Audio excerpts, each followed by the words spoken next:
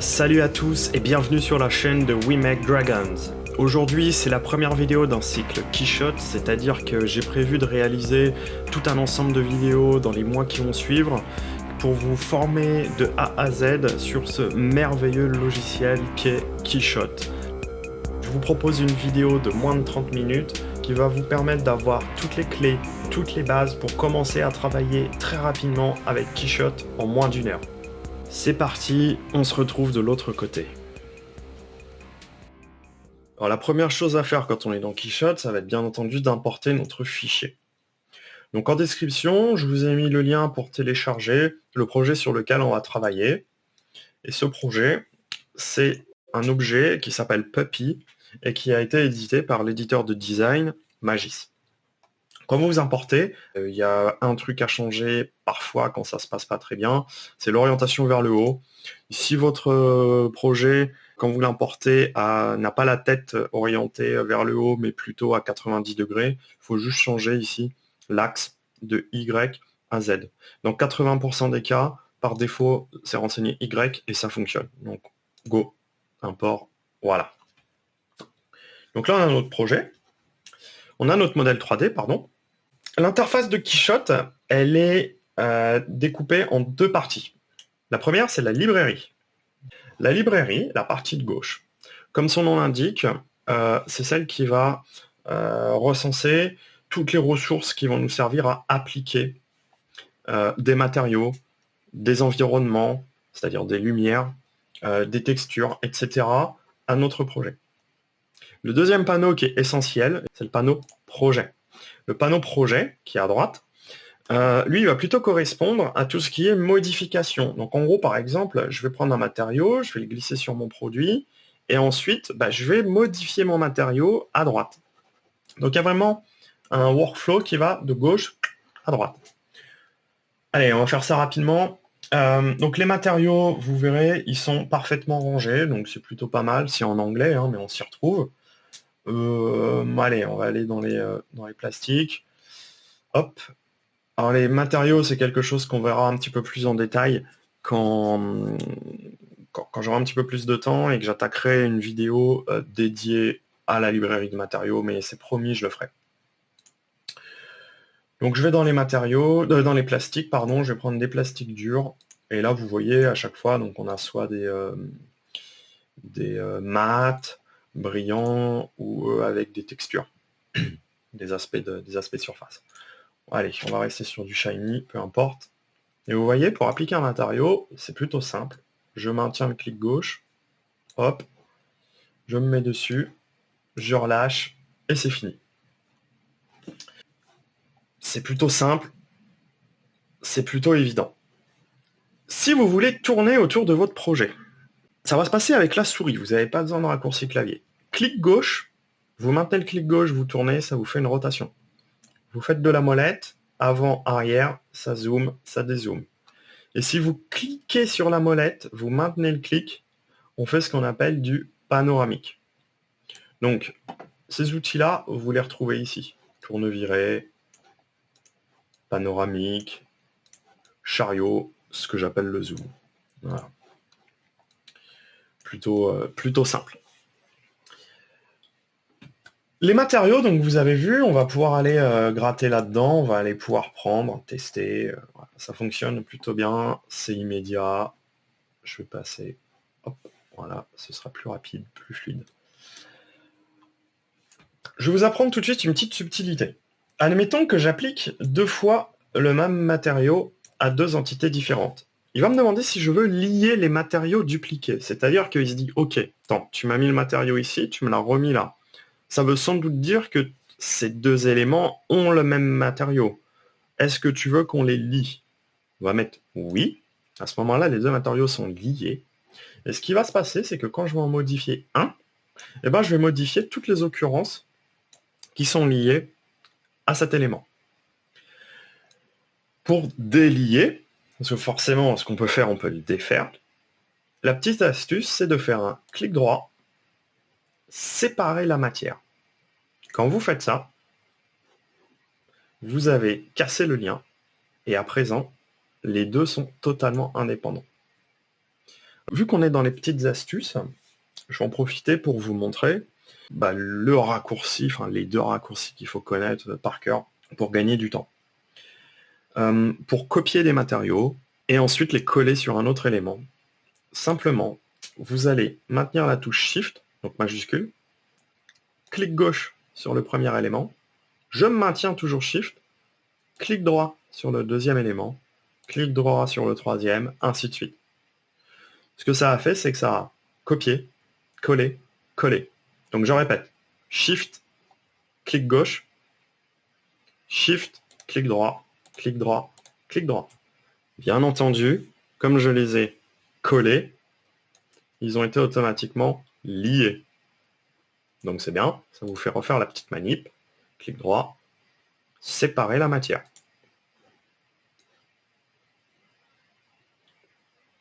Voilà. Maintenant, on va voir la deuxième chose, les environnements. Alors, je passe là les couleurs, textures, parce qu'en réalité, c'est pas très très utile. Pour commencer, le plus important, c'est de voir les matériaux et les environnements. L'environnement, vous voyez, si je tourne autour, là, vous voyez, il y a du gris, du gris avec des nuances plus ou moins claires. L'environnement, c'est ce qui va entourer ma scène, et c'est surtout c'est ce qui va générer la lumière, et c'est ce qui va être visible aussi dans les reflets. Dans Keyshot, vous avez pas mal d'environnements, des environnements d'intérieur. Donc même chose, il suffit de le glisser dans la vue pour l'appliquer. Et alors là, c'est affreux. Hein. Je vais vous montrer ensuite comment on fait pour le masquer, l'environnement, mais pour l'instant, je continue sur ma lancée. Donc les environnements, vous pouvez les glisser directement et vous allez vite constater que ça a une incidence directe sur la lumière. Vous voyez, même les reflets. Si je mets quelque chose de plus chaud, j'ai quelque chose de plus chaud, etc. On a des environnements d'intérieur, des environnements d'extérieur, des environnements de studio. Donc là, des environnements en noir et blanc, hein, basiquement. Voilà. C'est ce qui va vous permettre de gérer la lumière et de trouver la bonne mise en lumière qui va bien avec votre projet.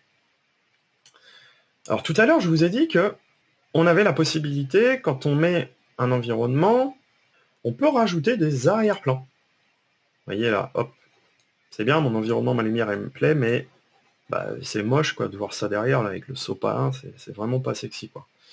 Environnement, arrière-plan.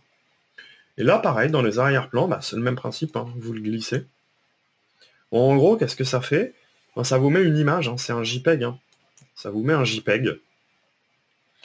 Un JPEG, maintenant si je tourne, mon projet tourne, mais forcément mon JPEG, lui, il est statique. Et ça, c'est ce qui va être utile, par exemple, pour faire des mises en scène. Vous voyez, des mises en scène, des incrustations. On a des environnements, encore une fois, d'intérieur, d'extérieur, de studio. Ouais, là, j'en ai un studio blanc pour faire du shooting. Du basique, là, le white solid, celui-ci, il est très très bien. En gros, c'est juste un fond blanc avec un petit peu de vignettage, c'est-à-dire que les coins sont assombris. Vous voyez, si je mets ce studio, cet arrière-plan, et que je viens changer mon environnement, vous voyez, ça change vraiment l'atmosphère de ma photo, de ma 3D, pardon. Et ça me permet de très très rapidement d'aller chercher quelque chose qui convient à mon intention. Voilà. Donc là, je vous ai montré les bases. Comment on applique des matériaux, comment on applique des environnements et des arrière-plans. Donc vous avez vu, c'est très simple. On prend, on glisse. Super simple. Maintenant, il faut que je vous montre comment est-ce qu'on modifie les matériaux, comment est-ce qu'on modifie les environnements et comment est-ce qu'on modifie les arrière-plans.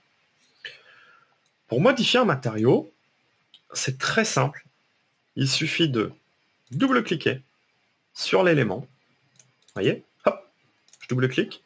Qu'est-ce qui se passe? Ici, là, automatiquement, ça m'a ouvert le panneau matière avec le matériau en question.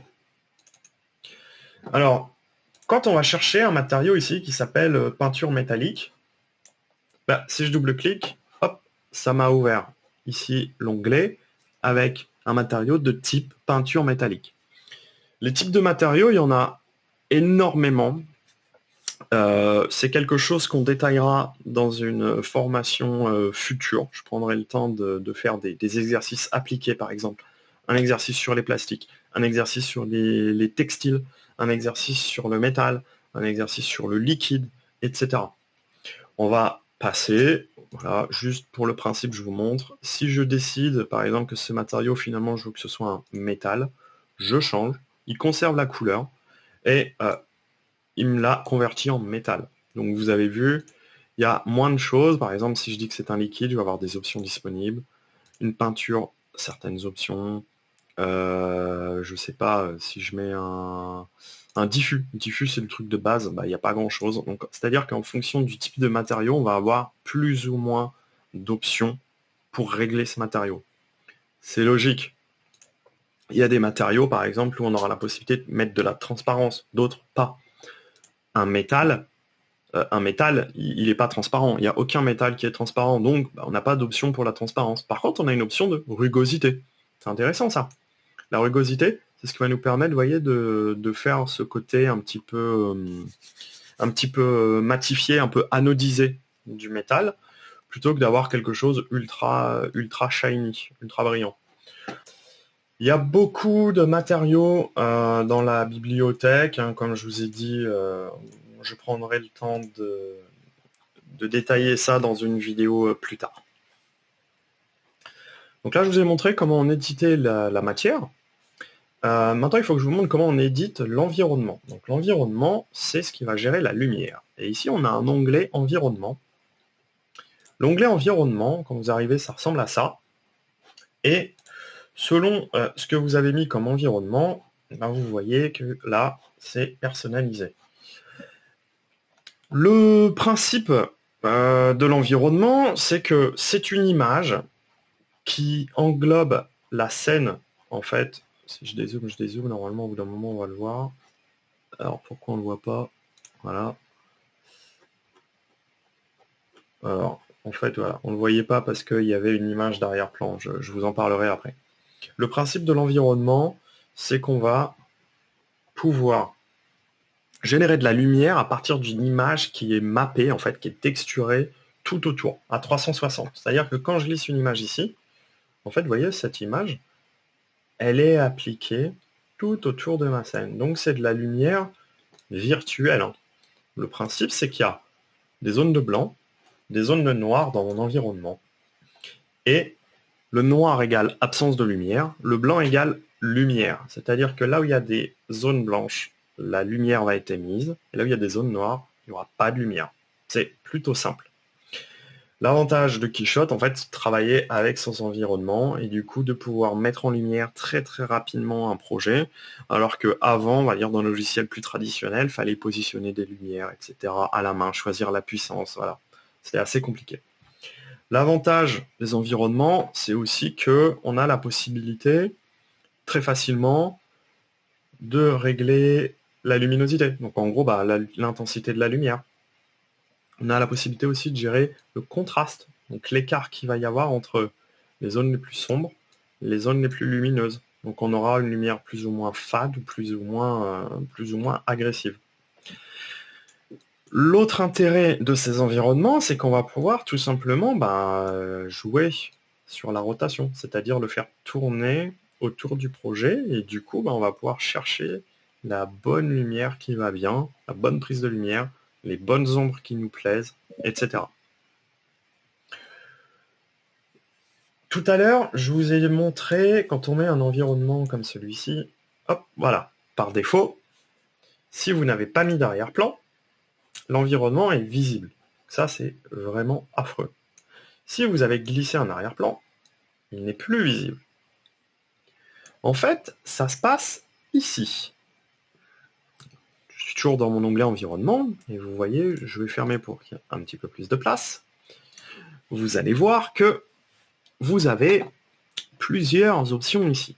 Mon arrière-plan, c'est soit mon environnement lumineux, soit mon image d'arrière-plan. Donc, ça correspond à ce qu'il y a ici, hein. Voilà. Soit une couleur. C'est-à-dire que j'ai la possibilité, moi, de rajouter une couleur perso. Donc moi j'aime bien rajouter une couleur. Je trouve que c'est pas mal. Attention, mettez pas du blanc. Si vous mettez du blanc, vous allez vous prendre la tête pour toutes les prises de lumière, là où il y a des reflets blancs.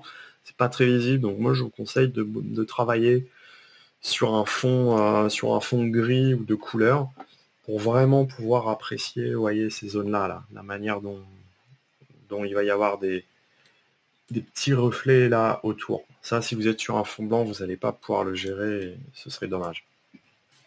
Voilà. Donc, environnement lumineux, couleur ou image d'arrière-plan, selon ce que vous voulez faire. Ensuite, toujours dans environnement, on a la possibilité de régler le sol. Par défaut, on a des ombres au sol. Donc ça, c'est utile par exemple si vous voulez faire une incrustation, ou au contraire, parfois on veut présenter un produit, mais en lévitation. À ce moment-là, je désactive les ombres tout simplement, et du coup, je peux faire des rendus sans avoir l'impression que l'objet est posé au sol. Occlusion des ombres au sol, ça sert à renforcer les ombres. Bon, on va passer, hein, je détaillerai ça plus tard dans une autre formation.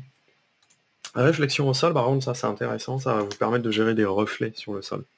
Alors dans Quichotte, aujourd'hui, on n'est pas capable de gérer la réflexion, c'est-à-dire que ça réfléchit ou pas, point, c'est binaire. On n'a pas la main dessus. Voilà. Le sol plat, en gros, ce que ça fait, c'est que si je coche ça, il ne va pas prendre en compte la partie qui correspond au sol sur mon environnement. Vous voyez, là on le voit bien comme c'est du parquet. Par défaut, j'ai le parquet en reflet. C'est pas terrible étant donné que mon fond là, mon arrière-plan il est gris, on se demande ce que ça fait là. Je peux cocher sol plat, et du coup ça me met un sol gris quoi, un truc de base. Voilà. Taille du sol, on n'y touchera pas. Dernière chose que je vais vous montrer avant de voir le rendu, ça va être l'onglet image. L'onglet image, c'est ce qui va vous permettre de gérer vos réglages de dimension. Donc là, il y a des pré-réglages, vous voyez, du paysage, du portrait. Et en gros, c'est là que vous allez avoir des ratios de base. Donc 800 x 600, ça correspond à du 4 tiers. Vous avez ici les mêmes choses. Si vous voulez pas vous prendre la tête avec les valeurs, vous pouvez juste mettre ça. Voilà, donc ça c'est important parce que il faut savoir que c'est ici que vous allez choisir la dimension, enfin le ratio de l'image que vous allez pouvoir exporter en rendu. Donc si vous voulez bosser en 16 neuvième, il faut le mettre dès maintenant. Sinon, c'est trop tard. Donc il faut savoir que c'est ici. Il y a beaucoup d'options très intéressantes ici que je détaillerai dans une autre vidéo, vraiment dédiée, je pense, à cet onglet, parce que là, il y a des trucs vraiment mortels à gérer. Petit bonus, je vais vous parler aussi de la caméra. J'avais pas prévu de le faire, mais finalement, ça me paraît important. Quand vous avez une vue qui vous plaît, vous pouvez tout simplement cliquer ici sur le petit plus, ajouter une caméra. Du coup, ça vous a ajouté la caméra, c'est-à-dire que quand vous vous baladez, hop, vous pouvez recliquer dessus, vous retrouvez votre caméra. Par défaut, vous êtes en free caméra en fait. Donc je peux créer comme ça 3 caméras, 2 caméras, voilà, hop, et switcher de l'une à l'autre. Par défaut, la caméra, elle n'est pas verrouillée, c'est-à-dire que vous voyez, vous pouvez bouger, il vous dit non enregistré, et en gros, il faut la réinitialiser. Vous pouvez tout simplement les verrouiller. Si vous les verrouillez, là, vous ne pouvez plus rien faire. Voilà, donc là vous êtes tranquille, ça ne bougera pas. Ça c'est super utile quand vous faites des incrustations sur une image, sur un arrière-plan. Et c'est tout bon. On va voir ensemble comment est-ce qu'on gère le rendu. Donc on va cliquer ici sur rendu. Et là vous allez voir, on a plusieurs possibilités. Donc soit on fait un rendu d'image fixe, soit un rendu d'animation, soit un configurateur. Ici peut-être que vous n'avez que image fixe et vous êtes sur la version Quichotte HD. Là, moi, j'ai la version Quichotte Pro qui me permet d'exporter de l'animation aussi. Mais avec la version de base Quichotte HD, on n'a pas accès à ça. Donc l'onglet, il me semble qu'il est grisé. Donc voilà, mon image fixe, c'est là que je vais pouvoir choisir donc un nom pour mon fichier, choisir où est-ce qu'il va s'enregistrer, le format, les fameuses dimensions. Donc là, vous voyez, Il me propose des présélections et ces présélections, en fait, ce sont des formats 16/9, ce qu'on a mis ici dans Image tout à l'heure. Et là, il n'y a pas, y a pas moyen de changer, hein. Si je décide de faire un format carré, c'est pas possible. Il fallait le faire avant. Les calques, les passes, c'est quelque chose qu'on verra dans une formation plus tard. C'est assez poussé, c'est très très très utile, mais c'est assez poussé. Et pour l'instant, ce qu'on va voir, c'est plutôt l'onglet Options qui va vous permettre de gérer la manière dont l'ordinateur va calculer le rendu. Donc là, il y a 3 possibilités. La première, c'est échantillon max. Échantillon max, l'ordinateur, il va calculer, il va bombarder avec ce qu'on appelle des échantillons. En gros, plus vous allez diminuer, plus ça va être rapide, plus vous allez augmenter, plus ça va prendre de temps. Attention, c'est exponentiel, hein. Si vous faites x2 ici, le temps de calcul, c'est pas forcément x2, ça peut être au carré, quoi. Vous avez une autre possibilité que moi j'aime beaucoup, c'est de calculer la qualité en fonction d'un temps max. C'est-à-dire que j'ai 30 secondes pour faire mon rendu, je mets 30 secondes, et c'est parti, je fais mon rendu. Il va calculer pendant 30 secondes. La dernière possibilité, contrôle personnalisé, c'est la méthode la plus complexe. En fait, on a la main sur tous les process de calcul. Et ça, encore une fois, vous avez l'habitude, on le détaillera dans une prochaine formation. Là, l'idée, c'est vraiment de vous mettre le pied à l'étrier, que vous soyez autonome en 1 heure, quoi. Et on rentrera dans le détail plus tard. Voilà, moi je vais mettre temps max 30 secondes, par exemple. Je vais cliquer sur rendu. Et en gros, il va calculer pendant 30 secondes. 30 secondes, c'est énorme, hein, parce que là, ma scène, elle est quand même très très simple. Voilà, j'ai accéléré. Quand c'est terminé, ici, vous avez la petite coche là pour fermer. Et ça va enregistrer notre fichier. Alors, notre fichier, où est-ce qu'il est enregistré? Vous avez vu, tout à l'heure, là, dans le premier onglet, ici, on avait le répertoire. Bon, sur PC, c'est assez simple. Quand on installe, Quichotte, il installe automatiquement un dossier qui s'appelle Quichotte 10 Resources.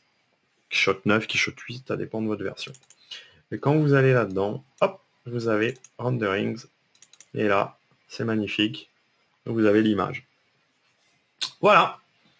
J'espère que ce tuto vous aura été utile. N'hésitez pas à vous abonner. Il y aura beaucoup de vidéos qui vont arriver. Là, j'ai décidé de faire un cycle Quichotte sur les prochains mois pour essayer de débroussailler toutes les fonctionnalités d'un niveau débutant jusqu'à un niveau vraiment expert avec des animations très complexes. Enfin, le but, c'est de balayer le logiciel et de gratter pour que vous soyez des big boss du rendu sur Quichotte. Donc n'hésitez pas à vous abonner, n'hésitez pas à laisser un commentaire et pourquoi pas poser vos questions. Sur ce, je vous remercie et je vous dis à très bientôt sur la chaîne de We Make Dragons.